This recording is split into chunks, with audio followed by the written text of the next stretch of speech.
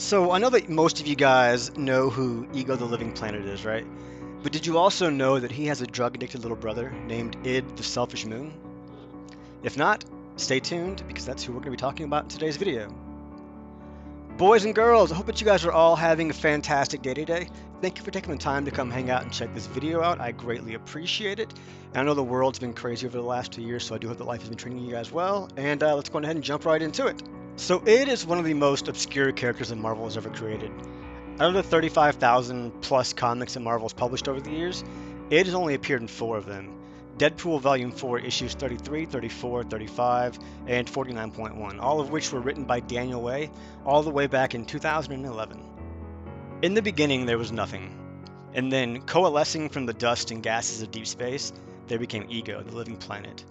And in his shadow, Id. For millennia, Ego fended off discovery by the Regalian explorers, preferring to instead remain unknown. But Id wanted to party, so he looked at Ego and said, "Come on, this shit is boring. Fuck you, Ego, I'm rolling solo." And then he struck out on his own in search of good times.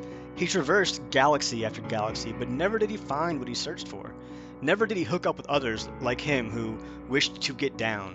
For other than Ego, there were no others like him, and Ego, well, was nothing like him. Id was alone. Dementia eventually overtook Id. His quest became a misshapen, deformed construct within his warped mind. Compulsively, he continued on with a search for happiness and revelry, but now instead of participating in these things, he became fixated on destroying them. The planet formerly known as Kegger 24/7 never knew what hit it. Utilizing his ability to produce seismic waves of catastrophic force, it reduced the planet and its doomed inhabitants to space dust. It breathed in the destruction, the motes of senseless death and sudden terror, igniting inside of his mind a sensation of deranged euphoria. And with that euphoria came a sudden, vivid, implacable urge for more.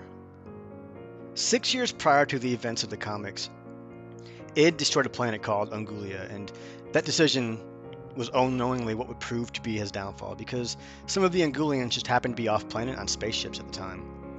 So while they were able to witness the destruction of the planet, they survived the encounter. So over the course of the next 6 years, leading up to the events in the comics, they learned all they could about him, trying to find a way to destroy him and get the revenge.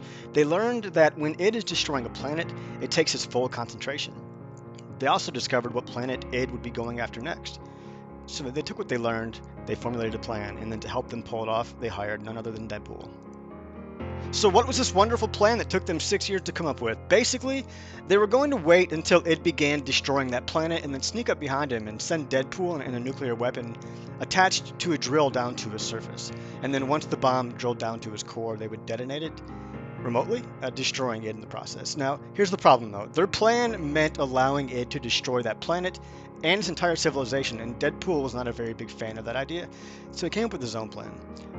Deadpool went to the planet it was going to destroy, and he helped the people on it evacuate, but not before having them create a big-ass crop circle, big enough for Id to be able to read, that said, "They're gone, I'm the guy that did it," with Deadpool's logo in the middle of it. Now, see, Id preferred planets with large populations because apparently the sudden fear felt by the inhabitants of a planet just before the planet was destroyed makes the space cocaine that he makes the planets into a more potent form, I guess.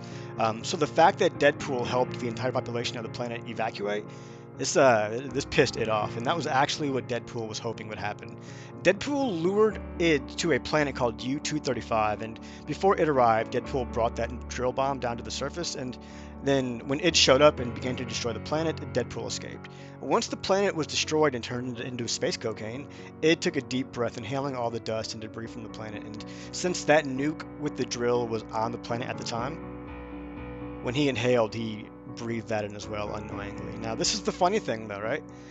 The planet U-235 is called Planet U-235 because it's essentially just a planet-sized ball of uranium-235. So Deadpool actually ended up tricking Id into inhaling the mother of all nuclear bombs, because when they detonated the bomb they had built, the fusion reaction triggered by the nuclear explosion within all the uranium was powerful enough to completely vaporize Id, killing him instantly.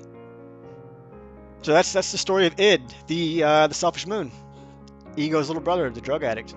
But that's all I've got really to say about him. There's not much more. He was only in 4 issues, like I said, so there's not really a whole lot to say about him. So with all that being said, though, I hope that you guys enjoyed the video. If you've made it this far, thank you. Maybe if you liked it, hit the like button if you haven't already. Right now would be a great time to subscribe as well. But yeah, I'll see you guys next time.